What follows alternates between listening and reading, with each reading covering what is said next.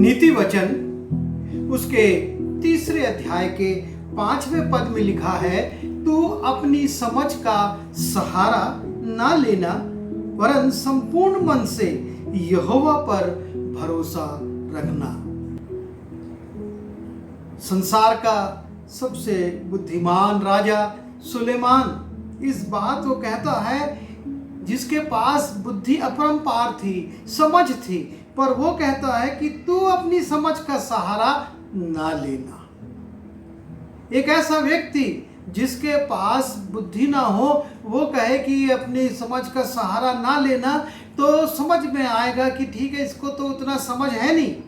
लेकिन संसार का सबसे बुद्धिमान राजा सुलेमान कहता है कि तू अपनी समझ का सहारा ना लेना वरन संपूर्ण मन से यहोवा पर भरोसा रखना। संपूर्ण मन से यहोवा पर भरोसा रखना अर्थात परमेश्वर के ऊपर भरोसा रखने की शिक्षा वो दे रहा है कि तू अपनी समझ का सहारा मत ले। संसार में हम जब रहते हैं तो बहुत सारे निर्णय हमको लेने होते हैं, बहुत सारी समस्याएं हमारे सामने आती हैं और बहुत बार हम समझ नहीं पाते कि हम क्या करें। लेकिन ऐसी तमाम विपरीत परिस्थितियों में सुलेमान कहता है कि तू अपनी समझ का सहारा ना लेना वरन संपूर्ण मन से यहोवा पर भरोसा रखना। वो एक राजा था और उसको प्रतिदिन पता नहीं कितने निर्णय लेना पड़ते थे। कितने लोग उसके पास न्याय के लिए आते थे, कितने लोग उससे बुद्धि की बात पूछने के लिए आते थे, कितने लोग उससे शिक्षा प्राप्त करने आते थे और स्वयं भी वो कितने नीति वचन लिखता था। पर वो कहता है कि तू अपनी समझ का सहारा ना लेना। बाइबल में ऐसे बहुत सारे पात्र हैं जिन्होंने अपनी समझ का सहारा नहीं लिया और संपूर्ण मन से परमेश्वर पर, यहोवा पर भरोसा रखा और उसका परिणाम उन्होंने बहुत ज़्यादा अच्छा पाया, उत्तम पाया। जब हम मूसा के विषय में देखते हैं और मूसा इस्राएलियों को लेकर चला जा रहा है, सामने लाल समुद्र है और वो वहाँ पर रुक जाते हैं। बड़ा आनंद का माहौल है। इस्राएली आनंदित हैं कि हम गुलामी से छूट गए हैं और अब हम उस देश में जा रहे हैं जहाँ दूध और मधु की धाराएं बहती हैं। लेकिन तभी उनको अपने पीछे धूल के गुब्बार नजर आते हैं। बड़ी भीड़ जैसे चली आ रही है और जब वो पलट कर देखते हैं तो मिस्री सेना उनके पीछे पीछे चली आ रही है। मिस्र के रथ उनके पीछे चले आ रहे हैं और अब वो घबरा जाते हैं। एक और समुद्र है, सामने समुद्र है और पीछे मिस्र की क्रोधित सेना है जो बड़े क्रोध में उनके पीछे चली आ रही है। और तब वो भयभीत हो जाते हैं, घबरा जाते हैं। और लिखा हुआ है, जब हम निर्गमन उसके 14वें अध्याय के 10वें पद में, जब फिरौन निकट आया तब इस्राएलियों ने आंखें उठाकर क्या देखा कि मिस्री हमारा पीछा किए चले आ रहे हैं और इस्राएली अत्यंत डर गए। जब उन्होंने ये दृश्य देखा कि सामने तो हम बढ़ ही नहीं सकते क्योंकि समुंदर है और पीछे से मिस्र की क्रोधित सेना राजा के साथ, फिरौन के साथ चली आ रही है, तो वो अत्यंत डर गए और चिल्लाकर यहोवा की दुहाई दी और वे मूसा से कहने लगे, वो अपने अगुवे से कहने लगे, क्या मिस्र में कब्रें ना थीं जो तू हमको वहां से मरने के लिए जंगल में ले आया है? तूने हमसे ये क्या किया कि हमको मिस्र से निकाल लाया?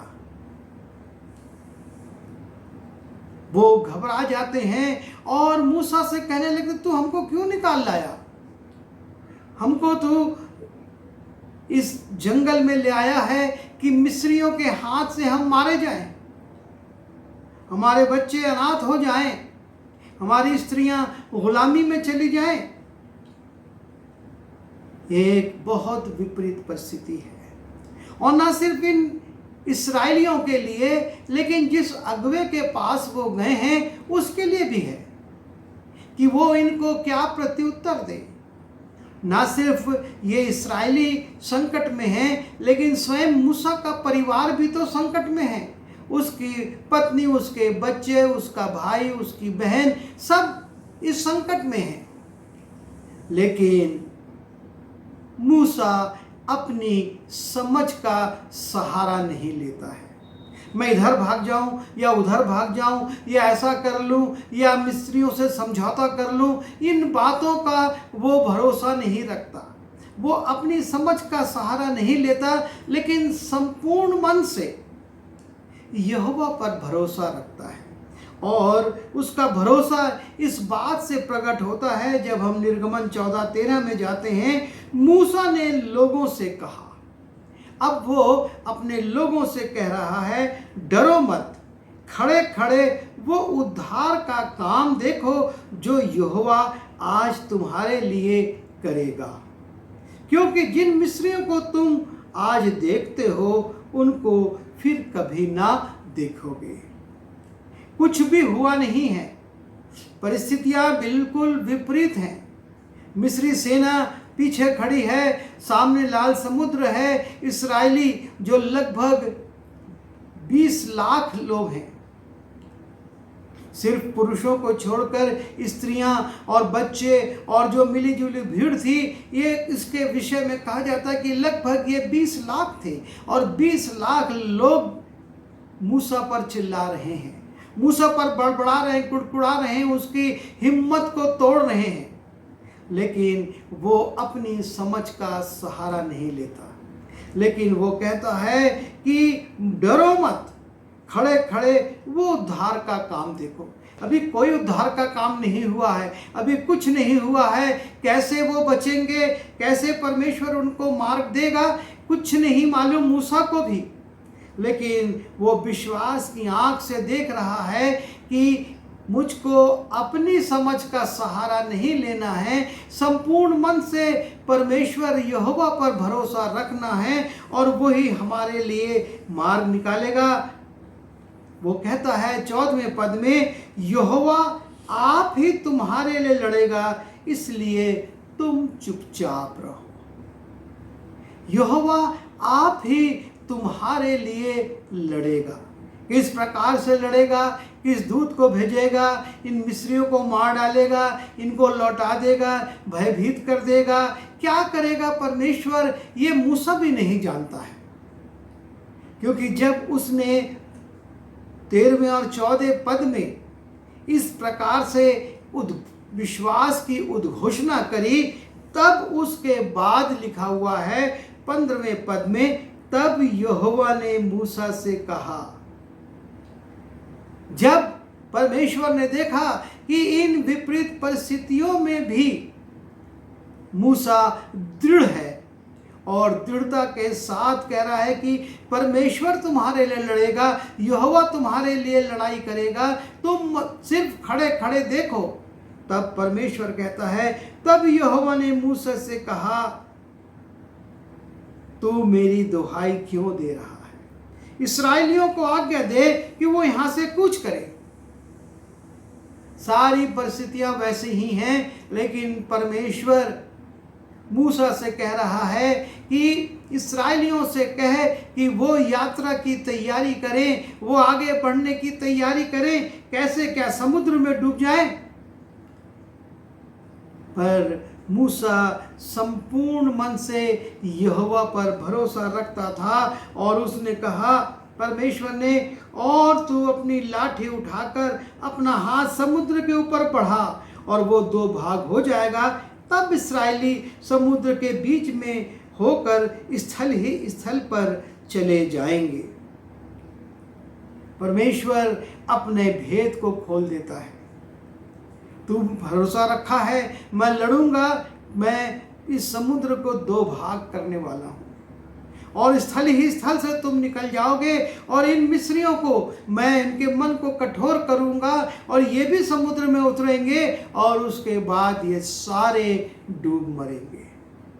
मैं समुद्र को ज्यों का त्यों कर दूंगा, और ये सारे मिस्री लोग जो तुम्हारे पीछे आए हैं मर मिटेंगे। ये है परमेश्वर का काम।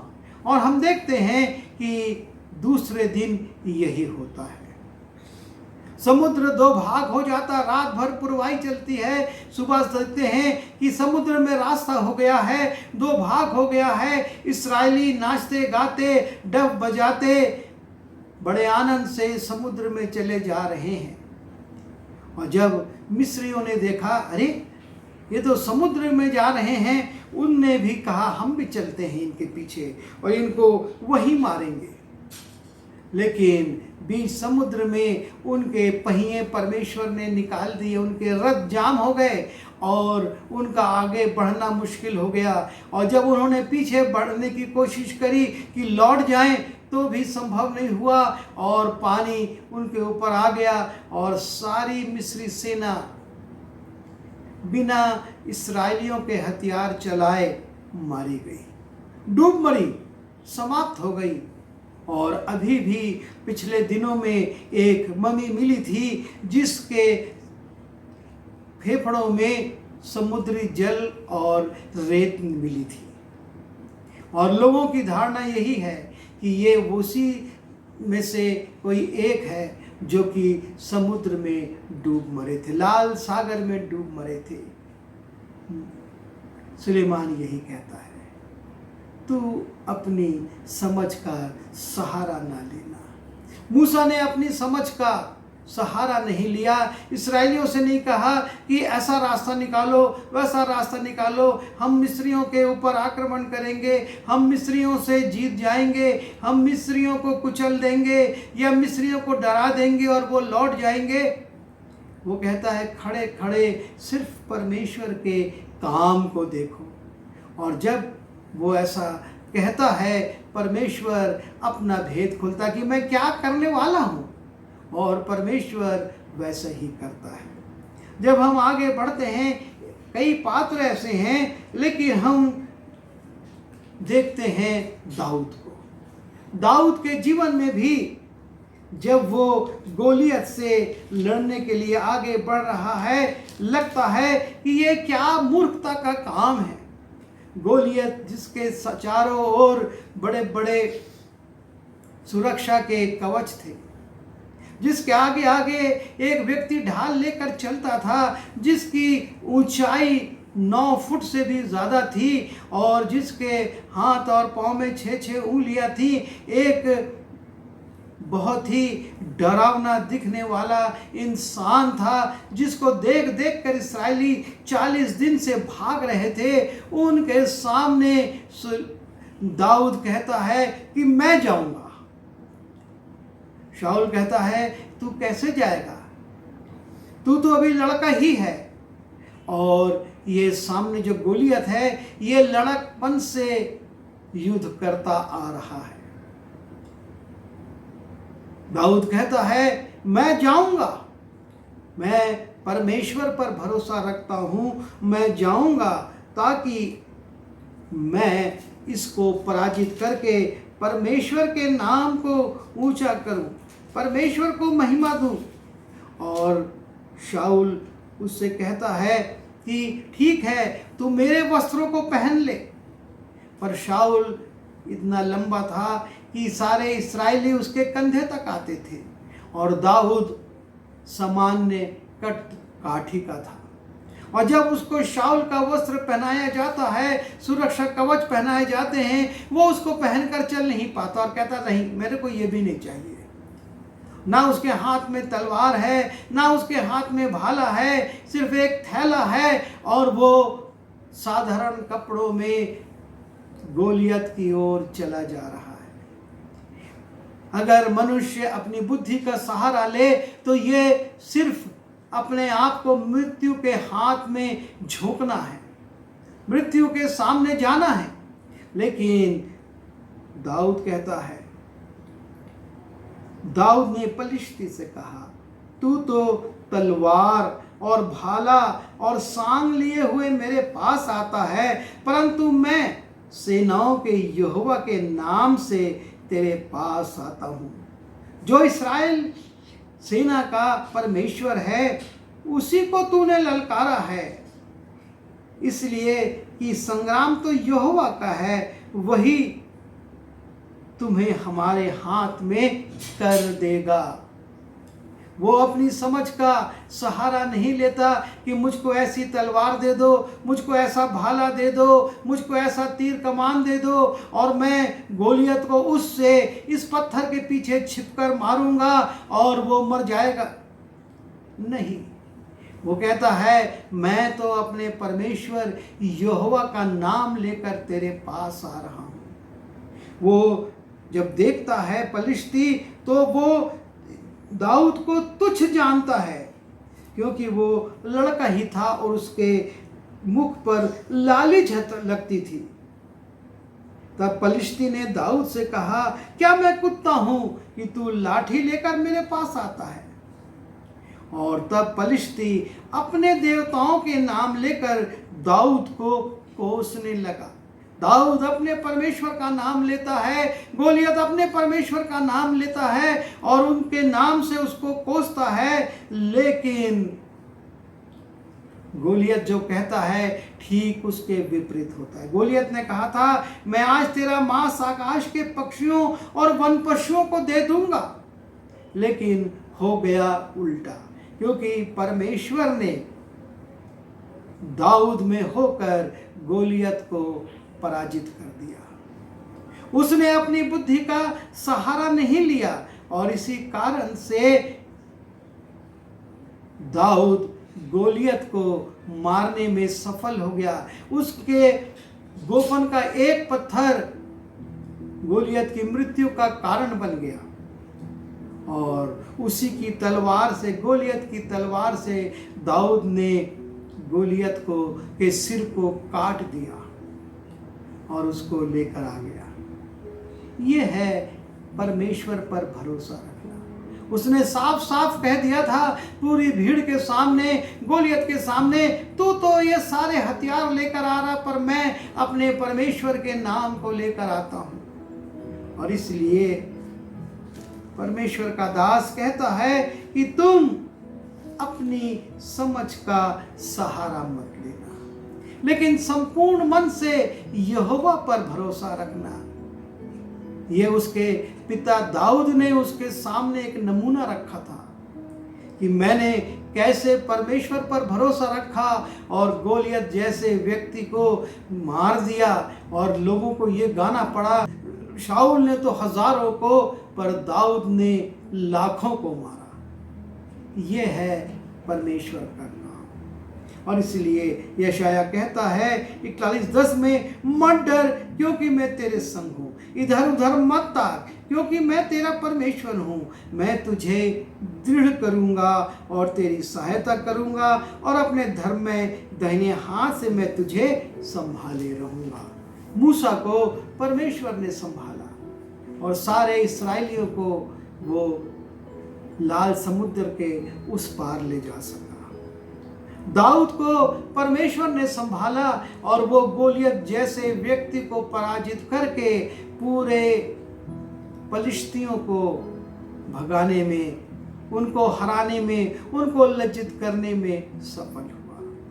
हम अपने जीवन में देखें, बहुत सारी समस्याएं, बहुत सारी तकलीफें आती हैं, लेकिन हम अपनी समझ का सहारा ना लें। संपूर्ण मन से यहोवा पर भरोसा रखें। जिसने आज तक हमको संभाला है, आगे भी वो संभालेगा और हमारे लिए कार्य करेगा। आइए दुआ करें। प्रभु जी, हम आपकी ओर ताकते हैं। जिस प्रकार से मूसा ने और दाऊद ने आप पर भरोसा रखा और अपने संपूर्ण मन से आपके ऊपर अपने भरोसे को प्रकट किया, उसी रीति से प्रभु जी हम भी प्रकट करने वाले हों, ताकि जिस रीति से दाऊद और मूसा सफल हुए, हम भी सफल हो सकें। प्रभु जी, हमको ऐसी हिम्मत दीजिए कि हम अपनी समझ पर ना भरोसा रखें, पर आप पर संपूर्ण मन से भरोसा रखें। आप हम सबकी सहायता करिए। विनती यीशु मसीह के नाम से मांगता हूँ, आमीन।